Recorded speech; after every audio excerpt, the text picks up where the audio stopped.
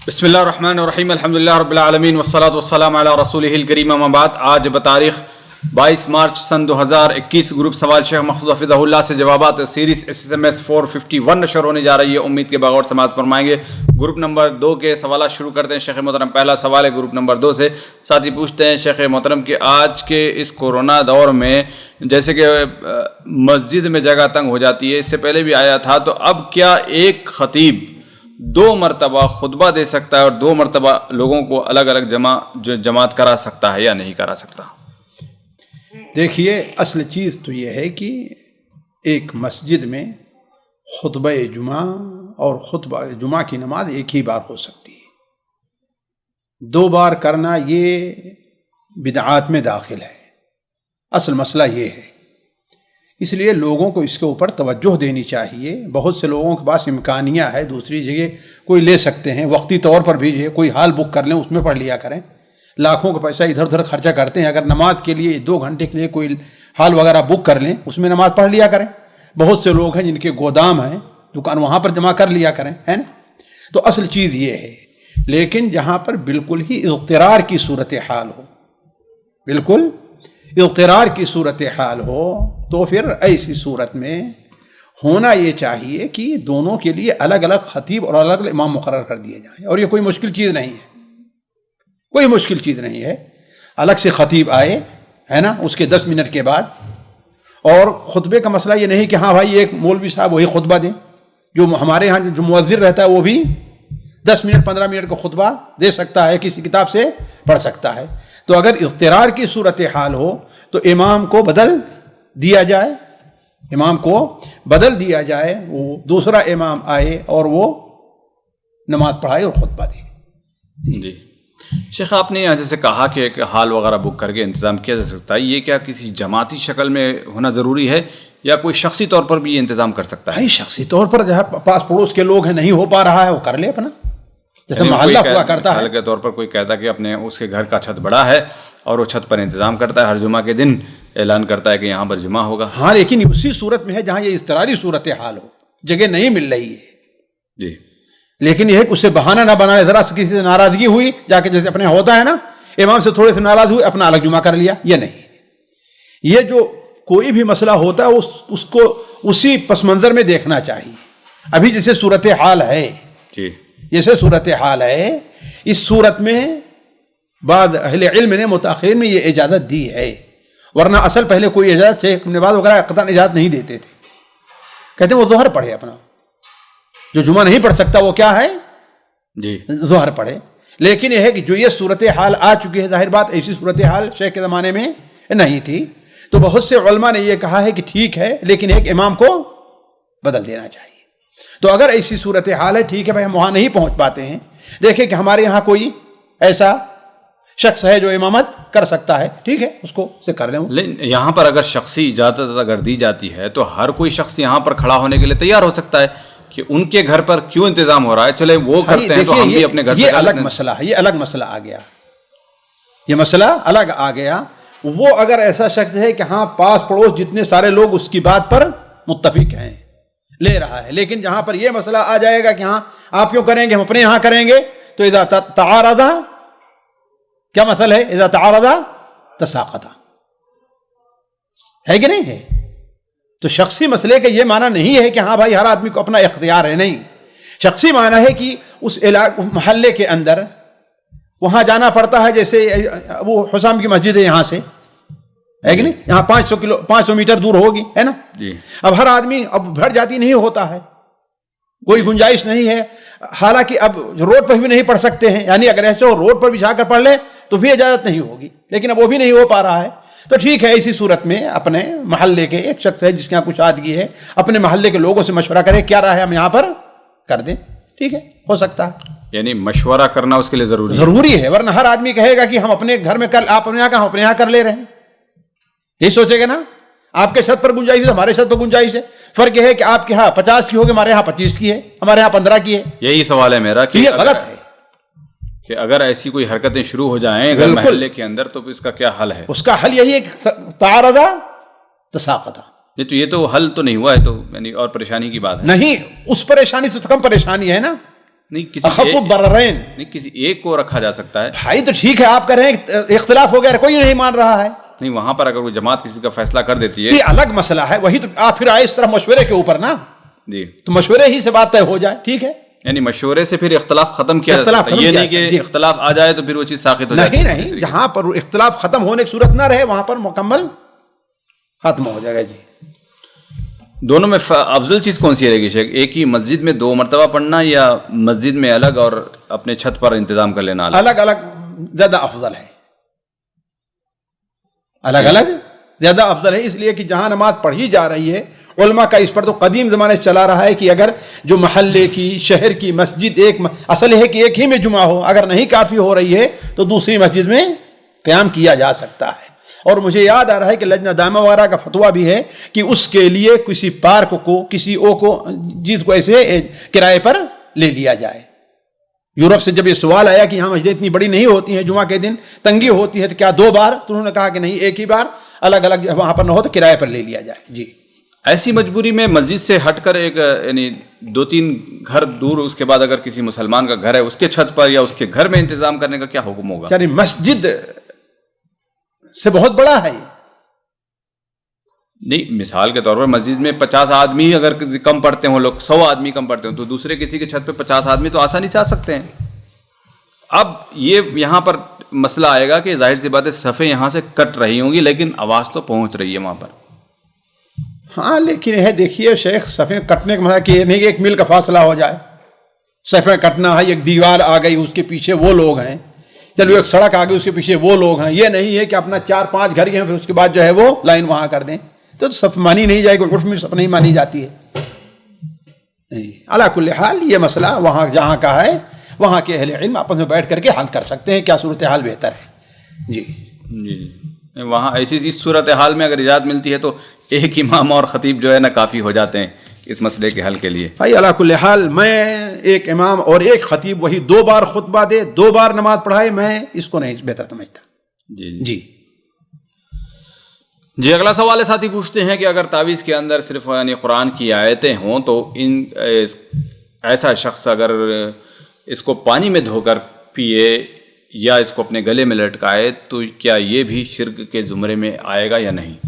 بھائی دیکھیے اولا تو یہ بات سمجھنا چاہیے, ہمارے یہاں بعض لوگ سمجھنے میں غلطی کرتے ہیں. تعویذ لٹکانا شرک ہے, لیکن کون سا شرک ہے؟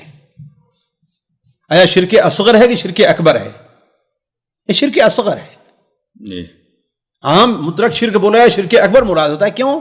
یہ شرک اصغر ہے نہ کہ شرک اکبر ہے کہ نہیں ہے؟ تو اب جو لوگ کہتے ہیں کہ اس کو لٹکانا, وہ لوگ ان کے یہاں بھی کیا ہے یہ چیز خلاف اولا سمجھی جاتی ہے نا. یعنی اسے وہ اس بنیاد پر کہتے ہیں, منع کرتے ہیں, لیکن قرآن اور حدیث سے تعویل لٹکائی جائے اسے بھی شرک کہہ دیں, یہ تو بہت بڑی ذمہ داری ہے.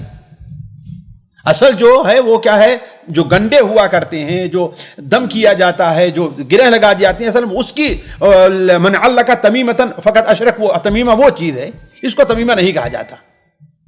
جی اس لیے ہم یہ اس کو بہتر نہیں سمجھتے کہ بدعت سمجھیں گے, یہ سنت کے خلاف ہے, لیکن یہ ہے کہ ہم اس کے اوپر مشرک ہونے کا حکم نہیں لگاتے.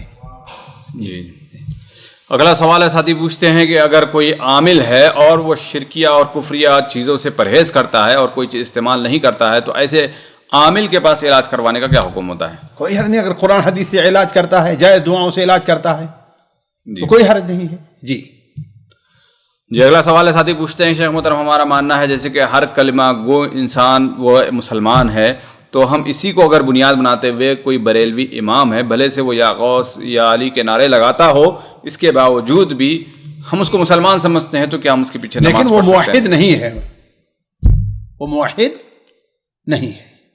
مسلمان وہ صرف ظاہر کے اعتبار سے مانا جا رہا ہے, لیکن حقیقت میں اگر وہ عقیدہ رکھتا ہے یا غوث یا علی وغیرہ کا اور نظر لگاتا ہے, ظاہر بات وہ مشرک ہے, اس کے پیچھے نماز جائز نہیں ہے. جی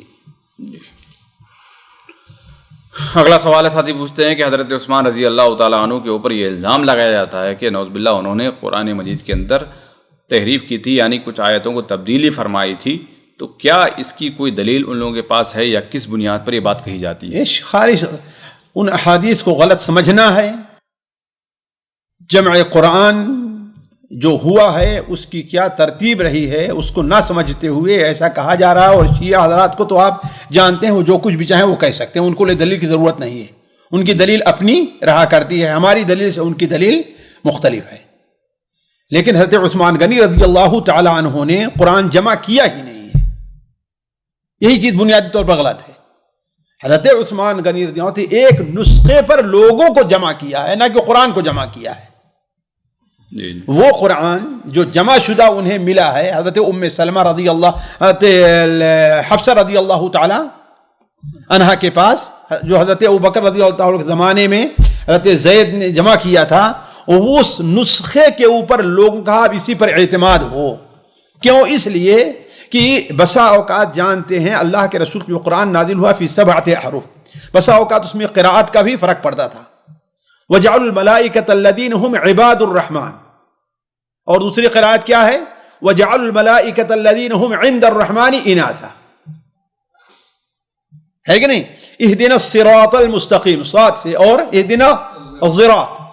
تو یہ جو اختلاف ارمینیہ کے میدان میں ہوا ہے, اور ہر آدمی کا علم اتنا نہیں ہوتا کہ اس کو سمجھ سکے. مجھے اچھی طریقے سے یاد ہے میرے بھائی قاری نعیم الحسن صاحب جب قرات 7 کر رہے تھے تو فیض عام میں ایک پروگرام میں وہ قرات کرنے لگے. سورہ والضحیٰ مجھے یاد وہی پڑھ رہے تھے, تو جو اس میں قراءات مختلف پڑھنے لگے تو کچھ لوگ آئے ہوئے تھے, وہ کہنے لگے کہ ارے اس کو آتا نہیں تو آگے نہیں بڑھ جاتا, وہی کیوں دوہرا رہا ہے بار بار, یعنی برا بھلا کہنے لگے. تو ہر آدمی کا علم کیا ہوتا ہے وہ اتنا نہیں رہتا. تو جب یہ اختلافات ہوئے ان باتوں پر, ہے نا, ترتیب قرآن اور یہ اس قسم کے, حضرت ابوبکر حضرت عثمان کو جب یہ معلوم ہوا تو انہوں نے کہا کہ نہیں, امت کو اختلاف سے بچانے کی ہے کہ ایک بنیادی اصل نسخہ مان لیا جائے جس کے سارے لوگ تابع ہوں. جی. اور وہ کیا تھا؟ وہی نسخہ تھا جسے حضرت زید رضی اللہ تعالیٰ نے حضرت عثمان غنی حضرت ابوبکر کے زمانے میں جمع کر کے, کیا تھا, اسی ترتیب پر جو اللہ کے رسول پڑھا کرتے تھے اس جمع کر کے رکھا تھا. تو لوگوں کو اس کا پابند بنایا ہے, لوگوں کو جمع کیا ہے, نہ کہ انہوں نے مصحف کو, قرآن کو جمع کیا ہے.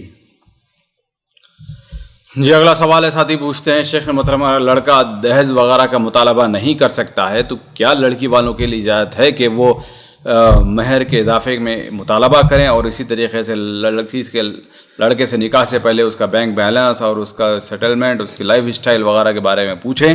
کیا یہ حق لڑکی والوں کے لیے ہے یا نہیں؟ بھائی دیکھیے, لڑکی والوں کو یہ حق بنتا ہے اس لیے کہ مہر کا مانگنا ان کا حق ہے. اب یہ ہے کہ مہر اسی لحاظ سے مانگا جائے جو ماحول جس کے لحاظ سے معیار, اقتصادی معیار چل رہا ہے کہ نہیں. اگر وہ اپنی بیوی بیٹی کی تاکید کے لیے کر سکتے ہیں کہ ہاں بھائی وہ کچھ کماتا بھی ہے کہ نہیں کماتا ہے, وہ اپنے پیر پر کھڑا ہو سکتا ہے کہ نہیں کھڑا ہو سکتا ہے, کل نہ ہو کہ ہاں میری بیٹی کو علاج کرنا ہو تو کیا کرے, وہ ہاں کہاں پر آئے اپنے باپ سے پیسہ مانگنے کے لیے. تو دیکھیے اس میں کوئی شک نہیں ہے کہ اس قسم کی میں شدت برتنا کیا ہے وہ ناجائز ہے, چاہے لڑکی والوں تو لڑکے والوں کی طرف سے ہو. لیکن جہاں تک دونوں کا مقابلہ ہے, یہ مقابلہ غلط ہے, اس لیے کہ لڑکے سے مطالبہ ہے کہ وہ یہ دے, نہ کہ کچھ مانگے. وہ صرف عورت مانگ سکتا ہے بس, اس کے بارے میں شرط لگاتا بھائی وہ خوبصورت ہو, وہ پڑھی لکھی ہو, یعنی اخلاق کو ہو, یہ شرط لگا سکتا ہے. لیکن وہ کچھ مطالبہ کرے یہ تو قطعاً ناجائز اور حرام ہے. البتہ لڑکی والے لڑکی کے معیار, اس کے اعتبار سے ظاہر بات, ایک لڑکی اچھی پڑھی لکھی ہے, خوبصورت ہے, اور ایک لڑکی خوبصورت نہیں, جاہل, دونوں کی مہر کے اندر فرق پڑے گا نہیں فرق پڑے گا. ایک لڑکی ہے اس خاندان کے ہے, اس کے خاندان کی لڑکیاں جو ہیں ان کی مہر کیا ہے, زیادہ ہے. اب یہ ہو تو کیا ہوگا, اس کے لیے ہے کہ نہیں مطالبہ کر سکتے ہیں. لیکن اس سلسلے میں جس ماحول میں ہے اس سے اوپر اٹھ کر کے مطالبہ کرنا کیا ہے, جائز نہیں ہے, یا مکروہ ہوگا, کبھی ناجائز ہوگا. اس صورتحال پر حکم لگایا جائے گا, صورتحال کے لحاظ سے حکم لگایا جائے گا. یہ نہیں کہ ہم ابھی کہہ دیں کہ ہاں بھائی مطلب ناجائز اور حرام ہے, تو اس میں فرق پڑے گا. یعنی یہاں پر تو شیخ لڑکے کا حق ہے یہ دینا ہے, اس کی جتنی طاقت ہے شریعت نے کہا کہ اتنی طاقت کے حساب سے دینا چاہیے. بھائی تو ٹھیک ہے, یہ لوگ نہیں راضی ہوتے, کوئی دوسری لڑکی ڈھونڈے. وہ تو لڑکی والوں کو مطالبہ کرنے کا حق کہاں سے ملتا ہے؟ بھائی مہر کا مطالبہ نہیں, لڑکی اپنے مہر کا مطالبہ نہیں کر سکتی. لینے کا حق رکھتی ہے لیکن مطالبے کا بھائی بالکل مطالبہ کر سکے. ہاں بھائی اتنی مہار ہوگی, مہار طے ہی ہوتی ہے نا دوسروں کی طرف سے, باہم طے ہوگی مہار نا. باہم اگر طے نہیں ہوتی تو اس وقت مہر مثل دیکھا جائے گا. مہر مثل کب دیکھا جائے گا؟ جب باہم طے نہ ہو تو. لیکن اگر معاملہ طے ہے تو ٹھیک ہے, کم یا زیادہ پر کوئی کہے ٹھیک ہے ٹھیک ہے ہم شادی دوسری شادی مثلا کرنا چاہتا ہے, ہم اپنی بیٹی کی شادی اس وقت تک نہیں کریں جب تک گھر اس کے نام سے نہ لکھ دو. ٹھیک ہے, مطالبہ کرنے کا حق حاصل ان کو ہے, جائز ہے ان کے لیے. جائز ہے, کیوں نہیں ناجائز, کیوں ناجائز نہیں؟ یعنی شریعت یہ نہیں کہتی کہ لڑکے کو جتنی اس کی طاقت ہے اتنی اس کے حساب سے اس کو اس کے طاقت ہی سے تو مانگیں گے نا. طاقت کے اوپر اٹھ کر کے مانگیں گے, چھوڑ دیں ان کو, وہ دوسری شادی کریں. بناتے ہوئے بہت ہیں الحمدللہ, ایک ہی لڑکی تھوڑی ہے دنیا میں, کسی گاؤں کسی محلے میں. تو لڑکے والے بھی یہی دلیل دے سکتے ہیں. بھائی اصل تو یہ الٹی منطق ہے نا, منطق الٹی. سودا ہمارا ہے اور جو ہے آپ طے کریں گے معاملہ. سودا ہمارا ہے تو ہم کریں گے. لڑکے والے بھی کہتے ہیں کہ ہم کو یہ چاہیے, قطعاً یہ ہے تو بالکل نہیں جائز ہے. کوئی بھی لڑکا آپ کو مل جائے گا. مطالبہ کرنا جائز نہیں, ٹھیک ہے ڈھونڈیں آپ. مطالبہ کرنا جائز ہی نہیں لڑکے کا, اس لیے کہ شادی کا الرجال قوامون علی النساء ہے کہ نہیں, بما فضل اللہ بعضهم علی بعض بما انفقوا من اموالهم. یہ نہیں کہا بما انفقا من اموالهم, نہیں, بما انفقوا. نفقہ مال کون خرچ کرے گا؟ مرد خرچ نہ کی لڑکی والا مطالبہ کرے تم بھی خرچ کرو, ہم خرچ کر رہے ہیں تو ہم مہار دے رہے ہیں, تم بھی ہم کو دہیج دو. یہ بالکل الٹی منطق ہے, شریعت کے خلاف ہے. جی اگلا سوال ہے, ساتھی پوچھتے ہیں کہ باپ نے بیٹی کی کمائی سے تقریباً 30 سال پہلے ایک پراپرٹی خریدی. باپ کی آخری عمر میں کچھ رنجش کے بعد بیٹے نے باپ کی پراپرٹی پر دعویٰ کیا کہ کیونکہ پراپرٹی اس کی کمائی سے خریدی گئی تھی. تو باپ نے پہلے تو ماننے سے انکار کر دیا, پراپرٹی بیٹے کے پیسے سے خریدی گئی تھی. لیکن بعد میں گواہوں سے یہ بات کنفرم ہو گئی کہ پراپرٹی واقعی بیٹے کے پیسوں سے خریدی گئی تھی. اب باپ کی موت ہو چکی ہے اور بیٹے کا دعویٰ ہے کہ پراپرٹی میراث میں تقسیم نہ کی جائے, پوری اس کے حوالے کی جائے. کیا بیٹے کا دعویٰ درست ہے؟ بھائی دیکھیے, یہ ہمارے ہندو پاک کے جو کا ماحول ہے وہ کوئی ایک گھر کا مسئلہ نہیں, بہت سے گھروں کا مسئلہ ہے. اصل چیز یہ ہے کہ اگر اس عرف کے اندر ماحول میں یہ ہے کہ ہر بیٹا اپنا الگ الگ کماتا اور الگ الگ رکھتا ہے, تب تو بیٹے کو مطالبہ کا حق ہے. یا بیٹے نے جب پیسہ دیا تھا زمین خریدنے کے لیے تو کہہ دیا تھا کہ ابو جان یہ زمین آپ میرے لیے خرید دیجئے, یہ زمین آپ میرے لیے خرید دیجئے, اس میں ہمارے بھائیوں کا کوئی حق نہیں ہوگا. تب تو یہ ہے. لیکن اگر اس ماحول میں یہ ہے جس طریقے سے ہم دیکھتے ہیں کہ ہمارے ہندوستان پاکستان بہت ماحول ہے کہ فیملی ایک ساتھ رہا کرتی ہے, کوئی کما رہا ہے کوئی نہیں کما رہا ہے, کوئی کم کوئی زیادہ, اسی گھر کے اندر لوگ سارا کچھ کیا کرتے ہیں, کما کر کے لاتے ہیں, گھر بناتے ہیں, زمین خریدتے ہیں, اور جو ہے وہ کھیتی ہر ہے نہیں. تو ایسی صورت میں عرف یہ ہے کہ سب کا حصہ سب کو ہوتا ہے, کسی ایک الگ نہیں ہوتا. جی اگلا سوال ہے, ساتھی پوچھتے ہیں یہاں پر وہ نیت بھی دیکھی جائے گی بیٹے کی کہ تم نے جب دیا تھا اپنے باپ کو تمہاری نیت کیا تھی. ایمانداری کے ساتھ اللہ تبارک و تعالیٰ کو سامنے رکھ کر کے کہ ہاں تمہاری نیت یہ تھی کہ میرا صرف اکیلے کا رہے گا, اکیلے کا, تب تو ٹھیک ہو سکتا ہے. اور اگر تمہاری یہ نیت نہیں تھی کہ ٹھیک باپ کو دے رہے ہیں, باپ خریدتا ہے, ہم سب کے لیے باپ بناتا ہے, اور باپ کا انکار کرنا اس بات کی دلیل ہے کہ وہ سب کے لیے بنا, صرف ایک کے لیے نہیں بنا رہا تھا, ہے کہ نہیں؟ جی سوال ہے, ساتھی پوچھتے ہیں کہ شیخ محترم کیا ایک بیوی ایک اپنے ایسے شوہر کو زکوٰۃ دے سکتی ہے جو ابھی بالکل اس کی جاب ختم ہو چکی ہے, بیمار ہے اور قرض دار ہے, اور ساتھ میں گھر کا کرایہ وغیرہ یہ سب چیزیں ادا کرنا ہے, تو کچھ پیسہ بیوی نے اپنے زیورات کی زکوٰۃ کے لیے نکال کے رکھا تھا, کیا وہ پیسہ وہ اماؤنٹ شوہر کو بطور قرض ادا کرنے کے لیے یا بطور گھر کا کرایہ ادا کرنے کے لیے دے سکتی ہے یا نہیں دے سکتی؟ بھائی دیکھیے اس کی صورتحال دو ہو سکتی ہے. اصلاً تو یہ مسئلہ اہل علم کے نزدیک مختلف ہی ہے, لیکن راجح و ظاہر یہی ہو سکتا ہے کہ عورت اپنی زکوٰۃ اپنے شوہر کو دے سکتی ہے. اپنے شوہر کو دے سکتی ہے، لیکن اس سلسلے میں احتیاط کو ہمیشہ مد نظر رکھنا چاہیے، اس لیے کہ بسا اوقات اس میں یہ بھی شعور پیدا ہوتا ہے، احساس کی، اگرچہ مکمل حقدار نہیں ہوتا ہے لیکن چونکہ موقع مل گیا، ایک راستہ کھل گیا ہے تو اپنے شوہری کو برابر سب کچھ دیے جا رہی ہے۔ یہ ہے کہ فعلاً اگر اس کا شوہر زکوٰۃ کا حقدار ہے، زکوٰۃ کھانے کا حقدار ہے، لوگ اسے زکوٰۃ دیتے ہیں، ہے کہ نہیں، حقدار ہے، لوگ اگر اسے زکوٰۃ دیں تو زکوٰۃ لے گا تو اس کو دیا جا سکتا ہے۔ البتہ جہاں تک اس سے قرض کے ادا کرنے کا تعلق، اس کے اوپر قرض ہے، جا کر کے خود عورت دے دے، اس میں انشاءاللہ کوئی اشکال نہیں۔ گھر کا کرایہ، گھر کا کرایہ یہ اسی کو دے، وہ جا کر کے ادا کرے، اس لیے کہ یہ چیز حاصل ہے نا، یہ بطور قرض کے نہیں ہے، یہ مستقبل میں آج دیں گے تو اب آئندہ سال 6 مہینے کے لیے آپ کو یہ دیا جا رہا ہے، یعنی دے سکتی ہے وہاں پر، وہ جو ہے جا کر شوہر کو دے، یہ زکوٰۃ کا مال ہے، آپ جو ہے گھر کا کرایہ دیں، جو کہیں جو چاہیں ذرا ہو سکتا ہے۔ جی اگلا سوال، کچھ سوالات خواتین گروپ سے شامل کیے جاتے ہیں۔ پہلا سوال ہے، بہن پوچھتی ہیں کہ شیخ محترم میں کئی مہینوں سے جو ہے قرآن مجید یاد کر رہی ہوں، اب تک مجھے 30واں پارہ بھی یاد نہیں ہوا ہے، قرآن یاد کرنے کا کوئی صحیح طریقہ بتائیں۔ بھائی دیکھیے، اولاً تو اللہ تبارک و تعالیٰ کی یہ یاد رہنا، حافظہ، ذاکرہ، یہ اللہ تعالیٰ کی دین ہے۔ اللہ تبارک و تعالیٰ سے دعا کیجئے کہ اللہ تبارک و تعالیٰ آپ کو توفیق عطا فرمائے۔ دوسری چیز، آپ کو پریشان نہیں ہونا چاہیے، آپ سے جو مطالبہ ہے کہ آپ یہ کوشش کرتے رہیے۔ اجر کیا ہے؟ اللہ تعالیٰ کے پاس ہے۔ صحیح بخاری میں حضرت عائشہ رضی اللہ تعالیٰ عنہا کی روایت ہے کہ آپ صلی اللہ علیہ وسلم ارشاد فرمائے، الماہر بالقرآن مع السفرۃ الکرام البررہ، جو قرآن کا ماہر ہے، علماء نے حافظ تفسیر کی ہے، حافظ ہے، مع السفرۃ الکرام البررہ، وہ ان مبارک مقرب فرشتوں کے ساتھ ہے جو شریف ہیں اور نیک ہیں، ہے نا۔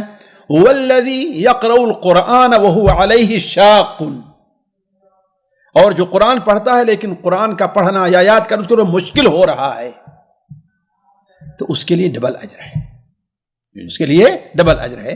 تو آپ اللہ تعالیٰ سے دعا کرتے رہیے، آپ دھیان لے کے یاد کرتے رہیے، اور یہ سمجھیے کہ آپ کی یہ جو محنت ہے وہ رائے گاں نہیں ہے، آپ کی اس بہن سے ہو سکتا ہے آپ کو زیادہ اجر ملے جو جلدی یاد کر لے رہی ہے۔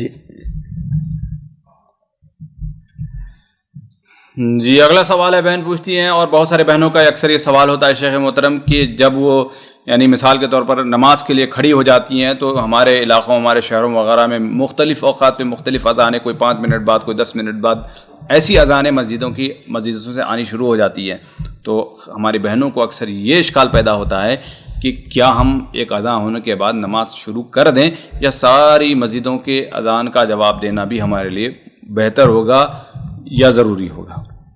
دیکھیے، یہ سوال ابھی ماضی قریب میں بھی آ چکا ہے، جلدی ہی بات واضح کی جا چکی ہے کہ نماز کا کہ پڑھنے، خصوصاً عورتوں کے لیے نماز پڑھنے کا تعلق اس کا اذان سے کوئی تعلق نہیں ہے۔ اصل تعلق کیا ہے؟ وقت کے داخل ہونے کا ہے۔ اگر ظہر کا ہے، عصر کا ہے، وقت داخل ہو گیا تو چاہے کہیں اذان ہوئی ہے یا نہیں ہوئی، وہ نماز پڑھ سکتی ہے جی۔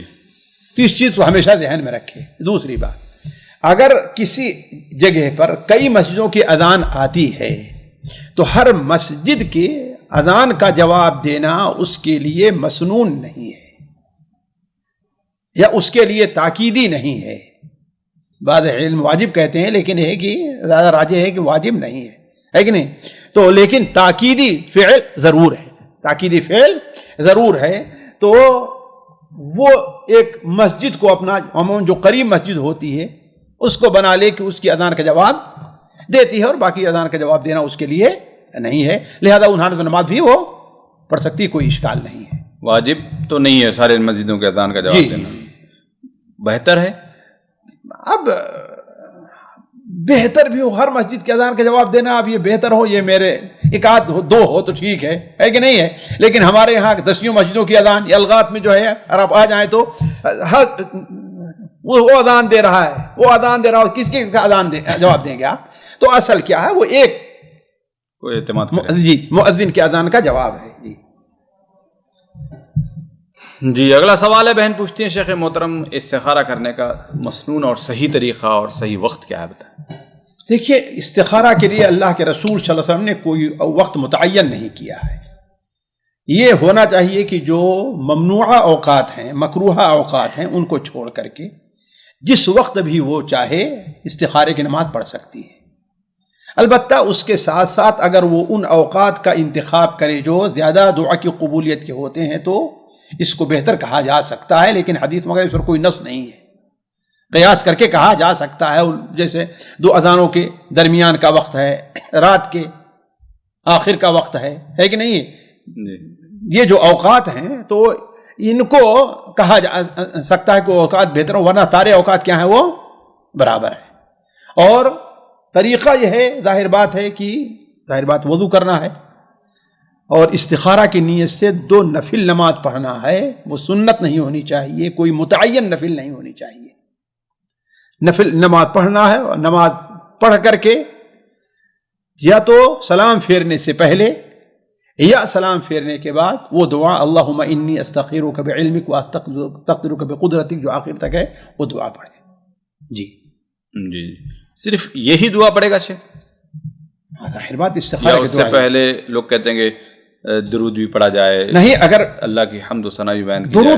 درود نہیں پڑھا ہے اس نے، حمد و ثنا نہیں، التحیات للہ نہیں پڑھا ہے، وہ کافی، اللہم صلی علی محمد نہیں پڑھا ہے. ظاہر بات ہے کافی ہے، خاص طور پر اگر اس سے پہلے کرنا ہے. کس سے پہلے؟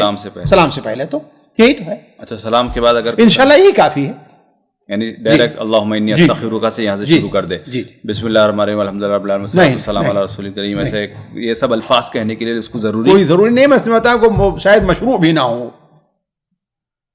ہے کہ نہیں؟ اس لیے کہ آپ صلی اللہ علیہ وسلم نے صرف دعا کا حکم دیا ہے اور نماز کے ساتھ اس کو منسلک کیا ہے. تو نماز کے آخر میں جو 2 تشہد اور وہ پڑھا جا رہا ہے وہ کافی ہے انشاءاللہ. اب یہ سلام سے پہلے دعائے استخارہ میں جیسے کہ کہا جاتا ہے کہ ھذا الامر کہہ کر لوگ کہتے ہیں کہ علماء کرام کہتے ہیں کہ یہاں پر نام لینا چاہیے. تو کوئی حرج نہیں، نام لے لے، کوئی حرج نہیں. حالت نماز میں کوئی حرج نہیں. اللہ کے رسول صلی اللہ علیہ وسلم بد دعا جب کرتے تھے تو نام لے کر کے بد دعا، اور یہ ہے کہ نام لے کر کے ان صحابہ کو نجات کے لیے دعا کیا کرتے تھے. تو نام لینے میں کیا حرج ہے؟ اس کام کا نام لینے میں کیا حرج ہے؟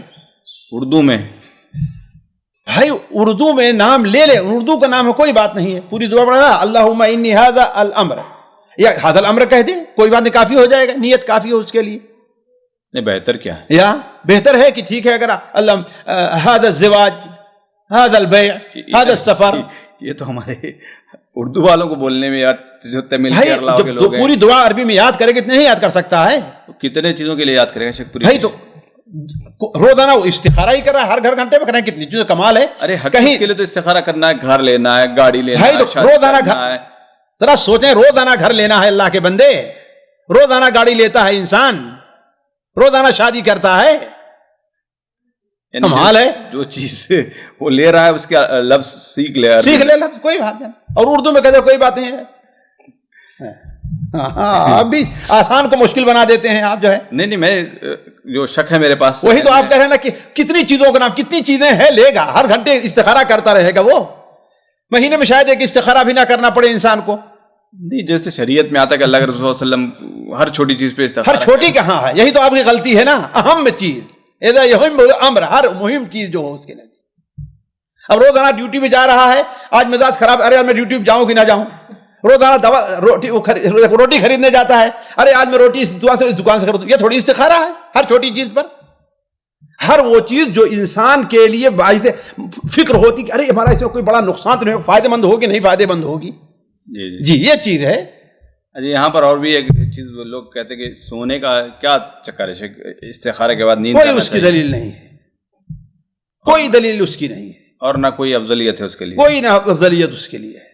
اس کو اللہ تعالیٰ پر چھوڑ دے، دعا کریں بس. اس کو اللہ تعالیٰ پر چھوڑ دے. اللہ انسان کو خواب میں دکھا دے، اللہ تعالیٰ اس کے دل میں ڈال دے، اللہ تعالیٰ جو اس کے لیے جو کام کرنا چاہے اللہ تعالیٰ اس کے لیے راستے ہموار کر دے. مختلف صورتیں اس کی ہو سکتی ہیں.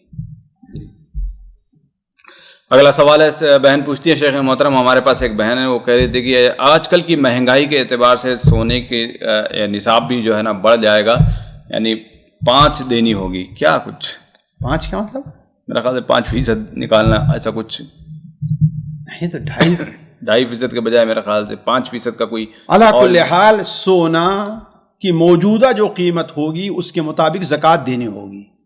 یہ کم بھی ہو سکتا ہے, زیادہ بھی ہو سکتا ہے. پرانا ہے اس کی قیمت ہوتی ہے, جو نیا ہے اس کی قیمت الگ ہوتی ہے. جی جو موجودہ اس کی قیمت مارکیٹ میں ہے اس کے لحاظ سے اس کی زکوٰۃ دینی ہو.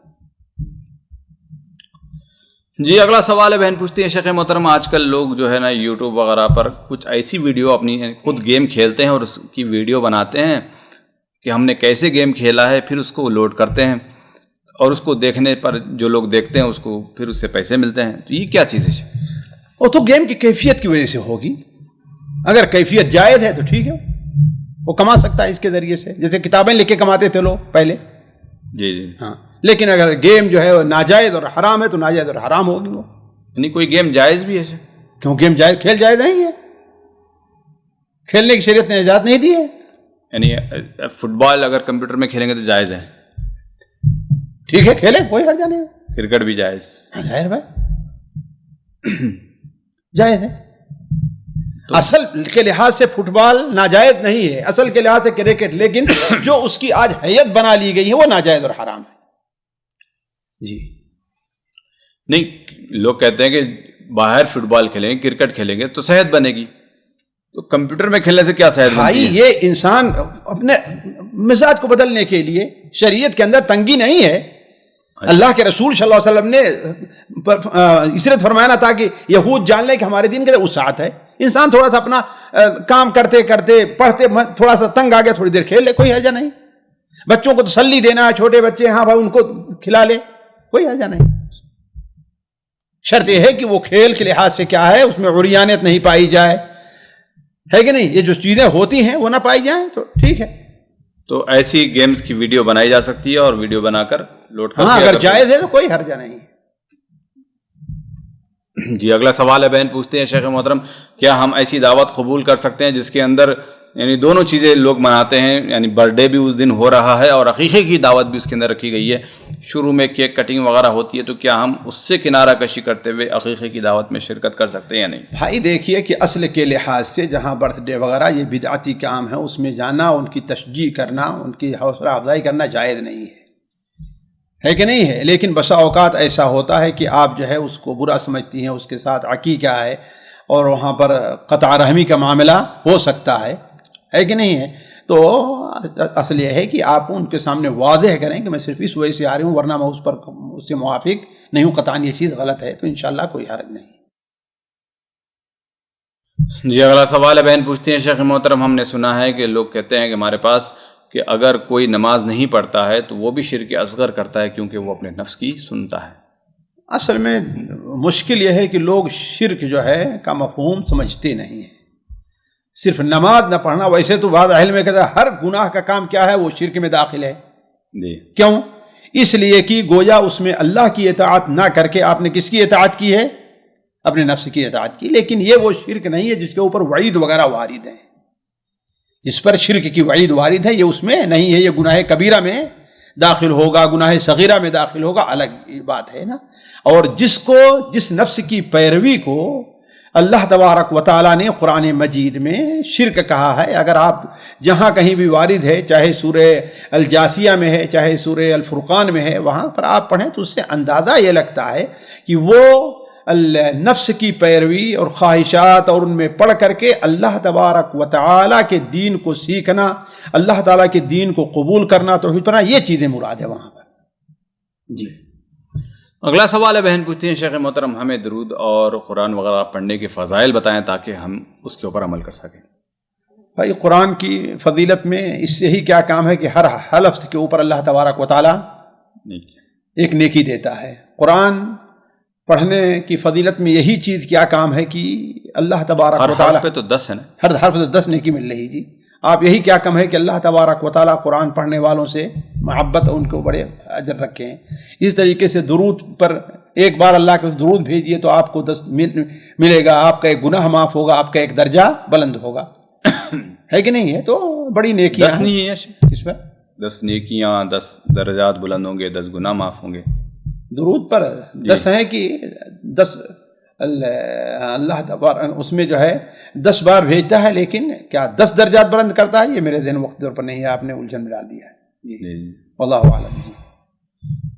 جی اگلا سوال ہے، بہن پوچھتی ہے شیخ محترم، ہم نے ہمارے پاس ایک اماؤنٹ بچا رکھا ہوا تھا، یعنی ایک مثال کے طور پر سونا خریدنے کے لیے یا کسی بھی نارمل چیز پر 1 لاکھ 2 لاکھ روپے ان کے پاس موجود تھے، لہذا 6 مہینے اگر اس کے اوپر گزر جاتے ہیں، اس کے بعد انہوں نے اس کا سونا زیور بنا لیا، تو زکوٰۃ کب سے شروع ہوگی شیخ اس کی؟ وہاں سے جب سے پیسہ تھا وہیں سے شروع ہوگی یا زیورات بنانے کے بعد سے اس کی زکوٰۃ شروع ہوگی؟ دیکھیے اصل چیز یہ ہے کہ یہ جو زیور ہے اس کے اوپر زکوٰۃ ہے، اور زیور بھی اصل میں کیا ہے، وہ نقد ہی کے، یا نقد جو ہے اصل میں کیا ہے، سونے ہی کے حکم میں ہے، لہذا وہ جب سے پیسہ رکھا ہے تب سے ان کے اوپر زکوٰۃ ہوگی، تب سے ان کے اوپر زکوٰۃ ہوگی، اس لیے کہ یہ دونوں 2 الگ الگ چیزیں نہیں، ایک چیز ہے دونوں۔ اسی لیے علماء کہتے ہیں اگر کسی کے پاس دینار ہے اور اس کو دوسرے دینار سے بدل لیتا ہے تو وہ کیا ہے، وہ سال کا سلسلہ وہ جاری رہے گا، سال کا سلسلہ جاری رہے گا۔ بعض علماء کہتے ہیں کہ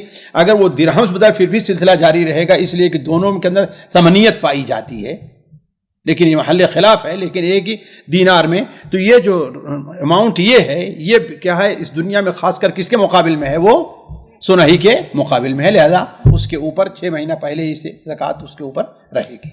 تو گھر اور زمین وغیرہ کا حکم فرق الگ الگ ہے، بھلے سے وہ تجارت کے لیے اگر لیا تھا، ہاں تجارت نہیں، تجارت کا مسئلہ الگ ہے، تجارت کا مسئلہ الگ ہے، تجارت میں وہ چیز شمار ہوگی۔ یعنی کسی نے اگر کوئی زمین تجارت کی نیت سے خریدی تھی، ایک 50 لاکھ کی زمین تھی اور 50 لاکھ اس کے پاس موجود تھا پیسہ نقد شکل میں، تو اب سال ہوتے ہیں تو یعنی اس زمین کا اور یہ دونوں چیزیں ایک ساتھ ہی ہونی پڑی، اس لیے کہ اس زمین کو جو ہے اسی پیسے کو بڑھانے کے لیے اس نے لیا ہے۔ اگر اسی زمین کو کس کے لیے لیتا، مکان خریدنے کے لیے لیتا، زمین کو دکان بنانے کے لیے لیتا، زمین کو کھیتی کرنے کے لیے لیتا، تو جو ہے اس کے اوپر زکوٰۃ نہیں ہوتی۔ لیکن یہاں پر آپ دیکھیں کہ اسی پیسے کو وہ بڑھانے کے لیے اس نے زمین کو لیا ہے، لہذا اس کے اوپر زکوٰۃ ہوگی۔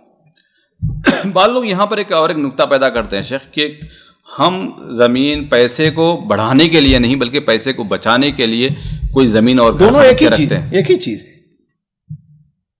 ایک ہی چیز ہے۔ اگر مقصد یہ ہے کہ ہم اس کو اس لیے بچا رہے ہیں کہ اس کو ہم بیچیں گے، ہے کہ نہیں، لیکن اگر یہ ہے کہ ہم اس کو بیچیں گے نہیں، ہو سکتا ہے کہ ہم اس پر دکان بنا لیں، ہمارے بچوں کے کام آئے گی، ہمارے بچے کئی ایک ہیں، ہے نا، تب تو نہیں ہے، لیکن یہ ہے کہ اگر ہم بیچیں گے ہی، ہمارا پڑا ہوا ہے بینک میں کیا فائدہ، کچھ فائدہ دے رہا ہے، زمین خرید لو 4 پیسے کل دے کر کے آئے گی، تو اس پر زکوٰۃ ہے۔ مثال کے طور پر اگلے سال کسی کو گھر بنانا ہے، اس نے ابھی سے پیسے جمع کرنا شروع کر دیے، تو جو گھر رہنے کے لیے بنا رہا ہے اس کے اوپر تو زکوٰۃ ہے ہی نہیں، جی ٹھیک ہے، تو پھر جو اماؤنٹ وہ جمع کر رہا ہے اس بنانے کے لیے اس کے اوپر زکوٰۃ شروع ہو جائے گی؟ بالکل شروع ہو جائے گی، شروع ہو جائے گی۔ اگر سال بھر سے پہلے وہ لگا دے اس میں تو نہیں زکوٰۃ رہے گی، لیکن اگر اس کے پاس سال بھر بغیر استعمال کے رہ جاتا ہے، چاہے مکان خریدنے کے لیے لے رہا ہے، شادی کرنے کے لیے لے رہا ہے، دکان کے لیے لے رہا ہے، کسی چیز کے لیے، تو اس کے سال گزر جائے تو اس کے اوپر زکوٰۃ ہے۔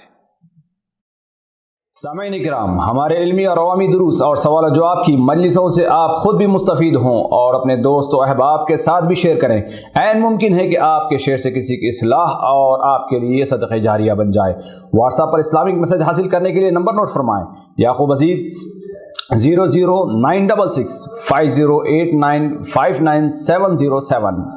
واٹس ایپ سوال جو آپ گروپ میں ایڈ ہونے کے لیے نمبر نوٹ فرمائیں: عبدالسلام عمری 00966 502627 622۔ نمبر بھیجتے ہوئے نام اور پتہ ضرور لکھیں۔ اسی طرح ہمارے یوٹیوب چینل اسلامی دعویٰ کو ضرور سبسکرائب کریں تاکہ ہماری ہر نئی اور اہم ویڈیو کی اطلاع آپ کو فوری حاصل ہو جائے۔ تمام دروس، مقالات اور سوال و جواب سیریز کے لیے ہماری مشہور ویب سائٹ www.islamidawah.com کا مشاہدہ کرتے رہیں۔ السلام علیکم ورحمۃ اللہ وبرکاتہ۔